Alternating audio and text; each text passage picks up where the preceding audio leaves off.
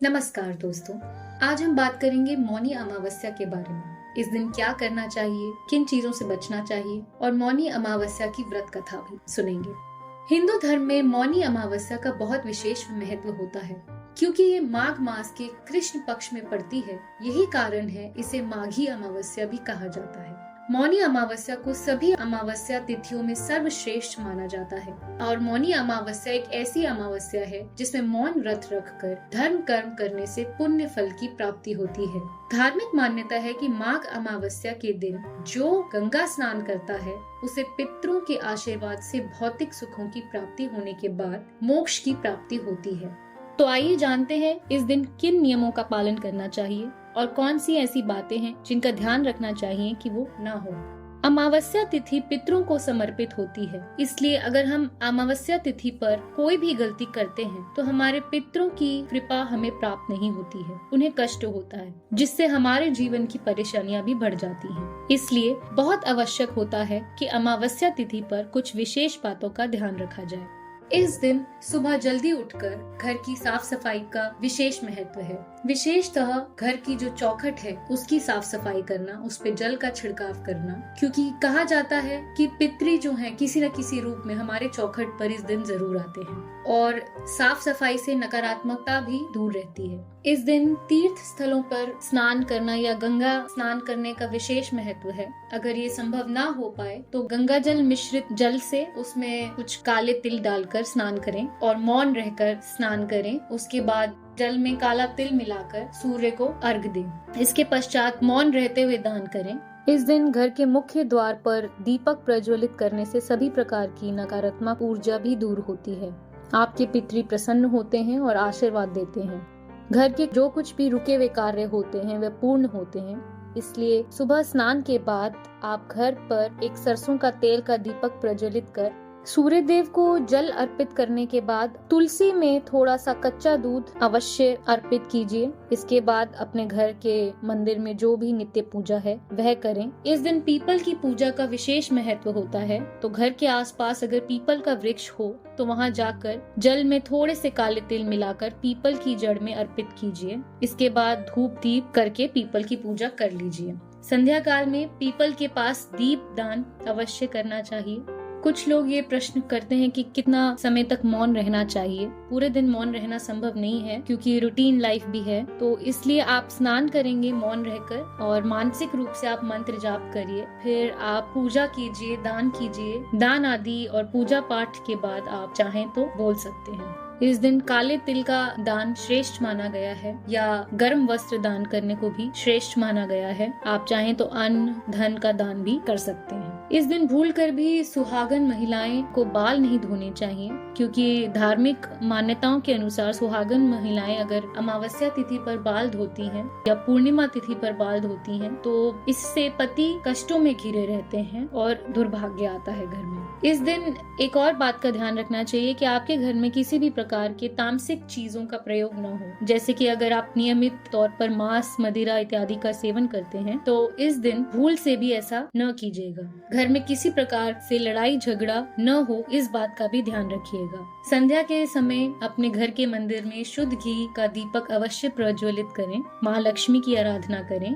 कहा जाता है कि मौनी अमावस्या के दिन व्रत रखने से शरीर की सकारात्मक ऊर्जा और आत्मविश्वास में वृद्धि होती है, तो वहीं मृत्यु समान कष्ट से मुक्ति मिलती है। आइए जानते हैं मौनी अमावस्या की व्रत कथा। प्राचीन काल में कांचीपुरी में देव स्वामी नामक ब्राह्मण रहता था। उसकी पत्नी का नाम धनवती था और उसके 7 पुत्र और 1 पुत्री थी। ब्राह्मण ने 7 पुत्रों का विवाह करने के बाद बेटी के लिए वर को तलाश करने के लिए उन्होंने अपने सबसे बड़े पुत्र को भेजा। उसी दौरान किसी ज्योतिष ने ब्राह्मण की पुत्री की जन्म कुंडली को देखकर बताया कि यह कन्या सप्तपदी होते ही विधवा हो जाएगी।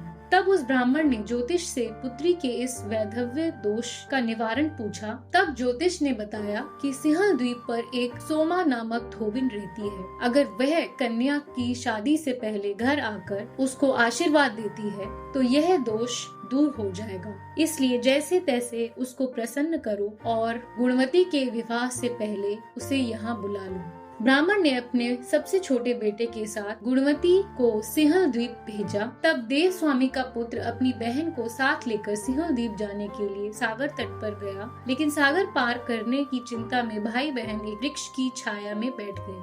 उस वृक्ष पर एक घोंसले में गिद्ध का परिवार रहता था और उस समय घोंसले में केवल गिद्ध के बच्चे थे, जो कि उस भाई बहन के क्रियाकलापों को देख रहे थे। जब शाम में गिद्ध के बच्चों की माँ आई तो उन्होंने भोजन नहीं किया और अपनी माँ से कहा, नीचे दो प्राणी सुबह से भूखे प्यासे बैठे हैं, जब तक वे कुछ नहीं खाते तब तक हम भी नहीं खाएंगे। तब दया और ममता से वशीभूत होकर गिद्ध माता उस भाई बहन के पास गई और बोली, मैंने आपकी इच्छाओं को जान लिया है। इस वन में जो भी फल फूल कंद मूल मिलेगा उसे मैं ले आती हूँ। आप दोनों भोजन कर लीजिए।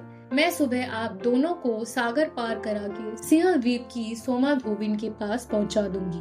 गिद्ध माता की सहायता से दोनों भाई बहन सोमा के घर जा पहुँचे और रोजाना वे प्रातः उठकर सोमा के घर झाड़ कर लीप दिया करते थे। एक दिन सोमा ने अपनी बहुओं से पूछा कि हमारे घर कौन बुहारता है और कौन लीपता पोतता है।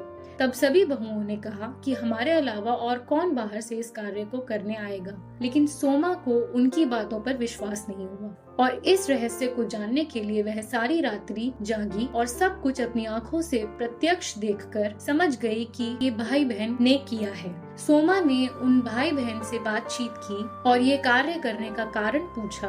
तब गुणवती के भाई ने सोमा को बहन संबंधी सारी बातें बताईं। सोमा ने उनके श्रम साधना और सेवा से प्रसन्न होकर सही समय पर घर पहुंचने का वचन देकर कन्या के वैधव्य दोष दूर करने का आश्वासन भी दिया, लेकिन गुणवती के भाई ने उसे अपने साथ चलने का आग्रह किया और आग्रह को स्वीकार करके सोमा उन दोनों के साथ चल दी। पर चलते समय सोमा ने अपनी बहुओं से बोला कि अगर मेरी अनुपस्थिति में किसी की मृत्यु हो जाए तो उसके शरीर को नष्ट मत होने देना, मेरा इंतजार करना। और फिर सोमा गुणवती और उसके भाई के साथ कांचीपुरी पहुंच गई। दूसरे दिन गुणवती के विवाह का कार्यक्रम हुआ और सप्तपदी होते ही गुणवती का पति मर गया। तब सोमा ने तुरंत अपने संचित पुण्यों का फल गुणवती को प्रदान किया, जिससे उसका पति जीवित हो उठा। तब सोमा उन्हें आशीर्वाद देकर अपने घर चली गई। उधर गुणवती को पुण्य फल देने से सोमा के पुत्र, दामाद और पति की मृत्यु हो गई। तब सोमा ने पुण्य फल संचित करने के लिए पीपल वृक्ष की छाया में भगवान विष्णु जी का पूजन करके 108 परिक्रमाएं की, जिसके पूर्ण होते ही सोमा के परिवार के मृतक जन जीवित हो उठे।